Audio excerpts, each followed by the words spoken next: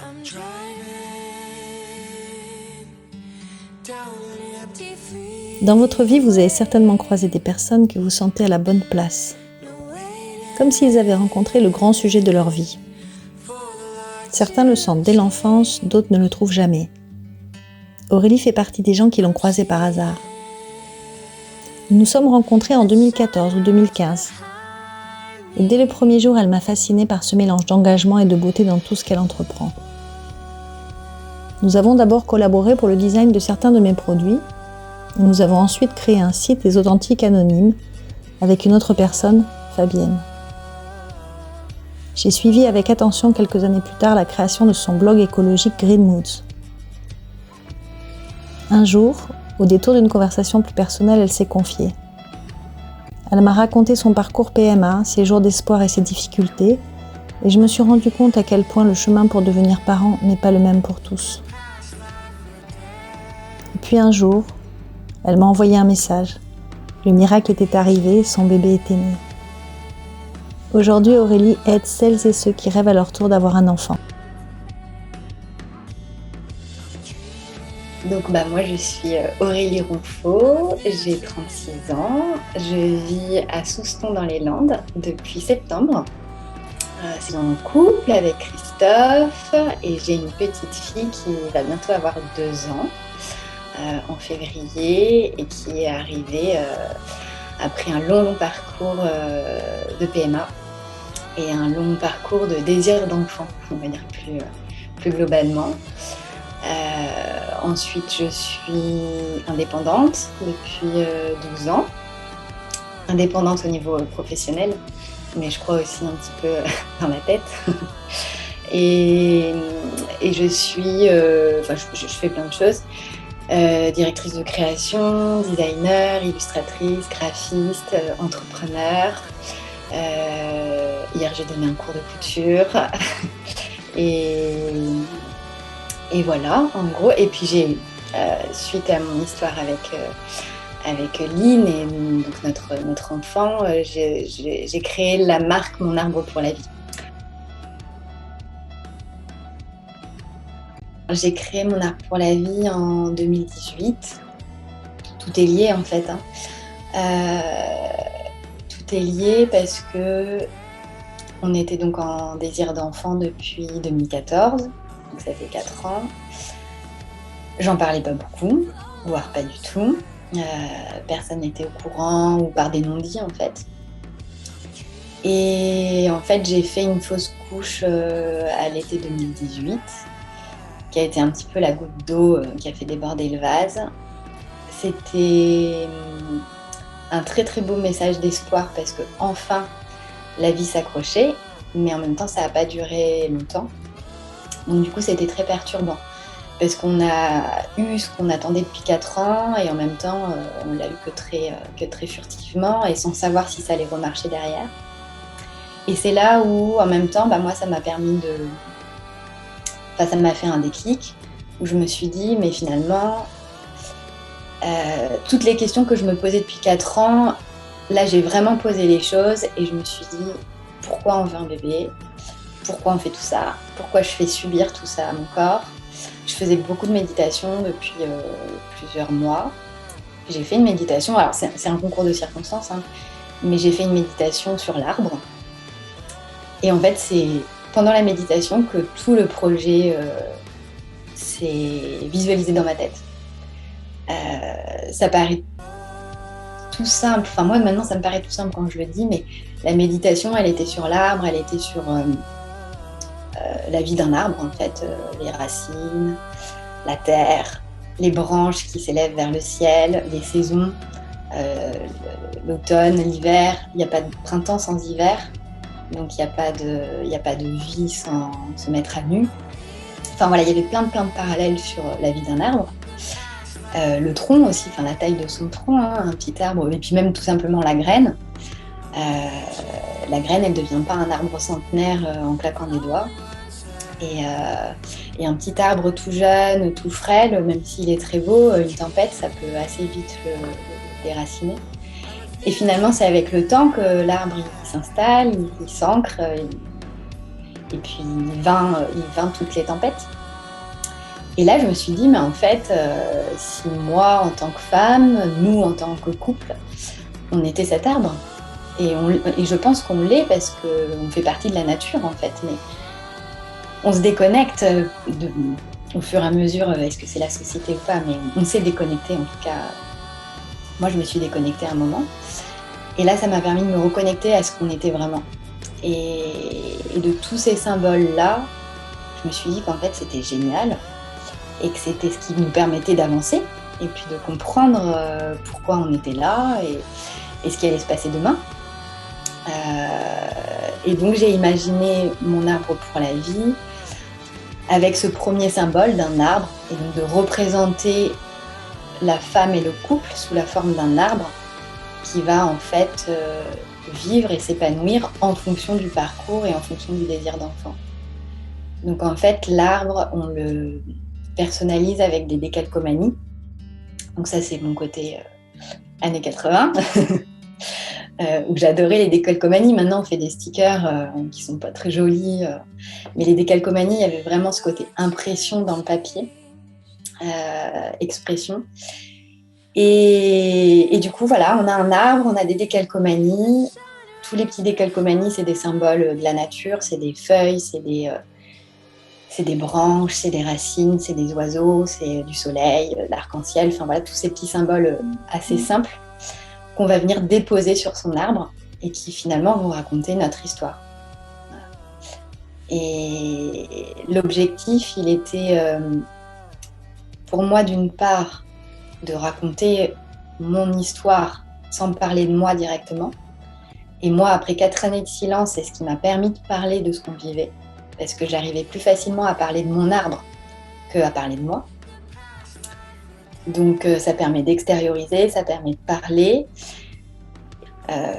Donc l'arbre pour Lynn, pour notre fille, qu'elle puisse avoir son arbre qui raconte l'histoire de ses parents et qui du coup lui raconte une partie de son histoire à elle, et vraiment le début, plutôt que d'aller encore plus loin que l'arbre généalogique. C'était un renouveau de l'arbre généalogique d'une certaine manière, un petit peu plus focalisé sur l'histoire d'amour de ses parents et de ses parents homme-femme, femme-femme ou femme toute seule.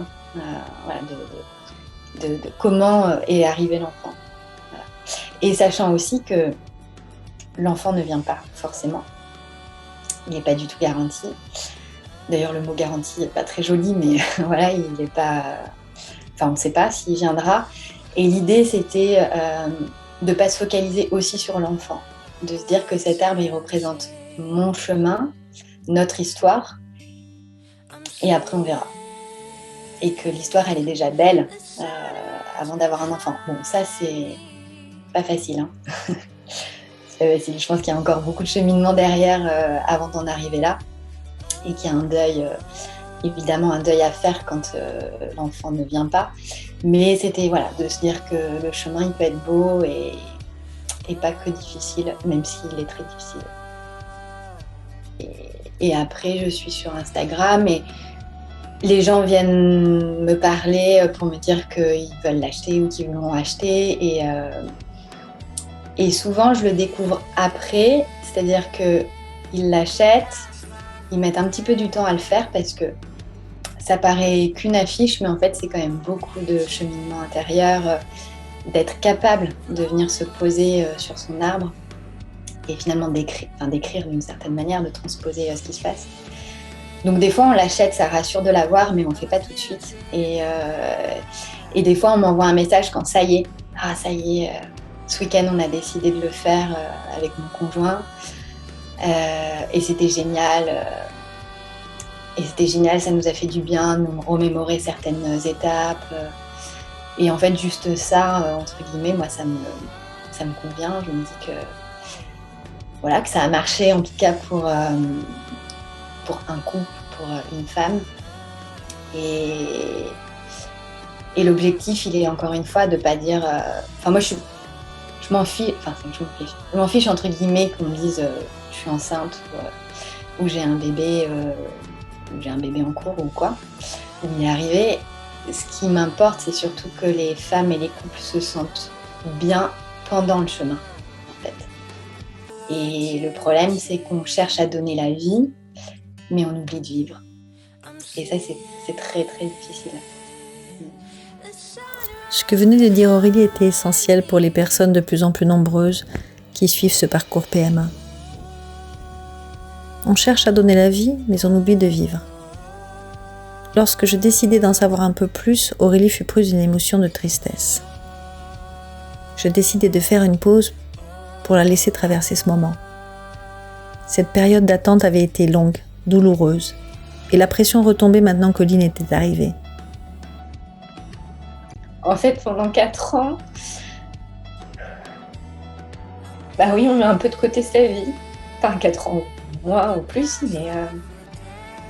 Et du coup, ça a été très révélateur parce qu'après, j'ai compris qu'on pouvait être heureux avec enfant et sans enfant. Et je dis et pas ou. Je sais que ça, il y en a beaucoup qui ne comprennent pas la subtilité, mais en fait, c'est vrai qu'un seul mot, le et ou, est très important. Et en fait, j'ai compris ça après.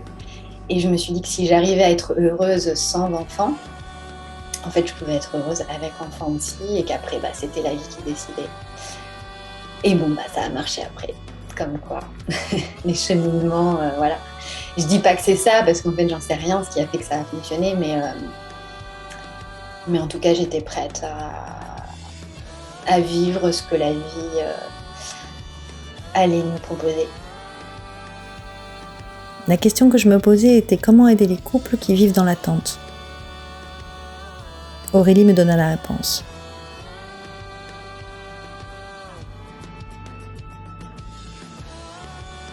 Je me suis dit qu'il fallait que je redonne du sens à tout ça. Et finalement, il y a quand même quelque chose qui me définit globalement dans ma vie, c'est l'entrepreneuriat.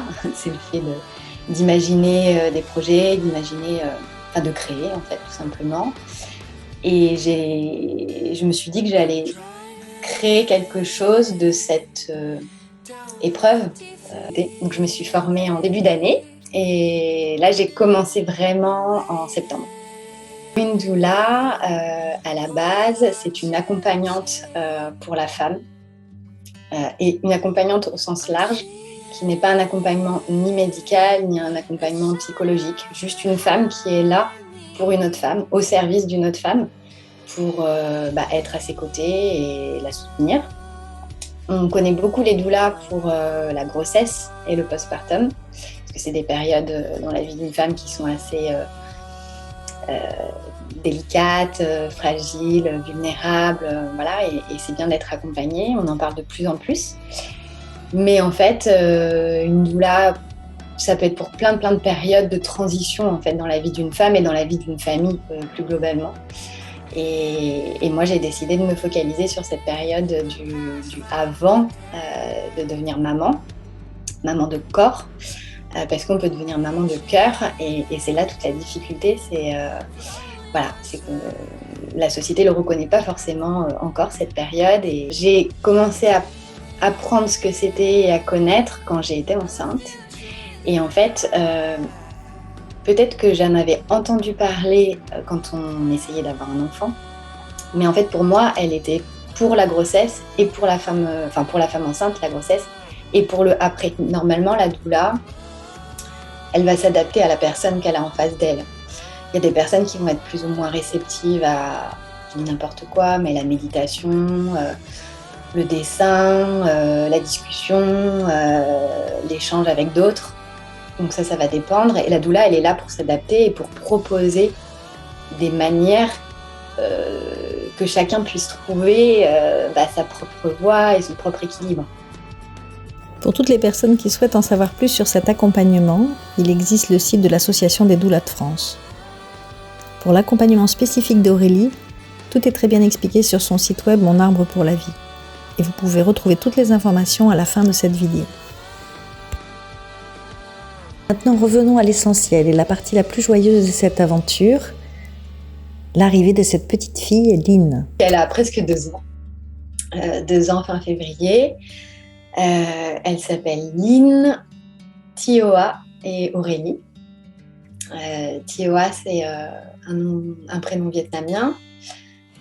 parce que moi, mon deuxième prénom, c'est Thilou. Et j'avais envie de faire référence au Vietnam, qui est une partie de mon histoire. Et Hoa, ça veut dire fleur. Voilà. Et Aurélie, parce que je me suis dit qu'elle avait le nom de son papa et que j'avais envie qu'elle ait une référence à sa maman. Et c'est génial. On est très très heureux. Et je dis pas évidemment, parce que c'est pas parce qu'on a désiré un enfant que évidemment ça se passera bien et qu'on y trouve son compte. Mais en tout cas pour moi, et nous on est vraiment très heureux.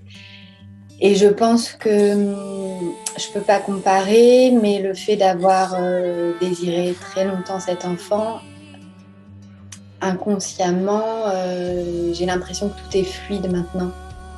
Et qu'en fait, alors est-ce qu'on a eu de la chance ou pas, je sais pas, parce que c'est pas parce qu'on l'a désiré qu'on est à l'abri aussi d'une dépression postpartum, etc. Mais c'est vrai que j'ai l'impression que pour l'instant, il n'y a pas de difficultés plus grandes que ce qu'on a vécu nous jusqu'à présent. Moi, j'ai l'impression de vivre dans un très très beau monde autour de moi, parce qu'on fait des choix qui nous correspondent, parce qu'on a notre fille, parce qu'on est heureux ensemble, parce qu'on s'écoute, parce que... Donc pour moi, le monde est beau. Maintenant, globalement, sur le fonctionnement, oui, il est beaucoup moins beau, mais j'avoue qu'en ce moment, ça me dépasse quand même. Donc, il y a peut-être je mets peut-être de côté et j'avance à moi, ma manière, mais si j'avais une baguette magique, ça serait peut-être d'inviter les gens à ce qui c'est le pouvoir de s'écouter et d'apprendre à s'écouter. Je crois que c'est une bonne base.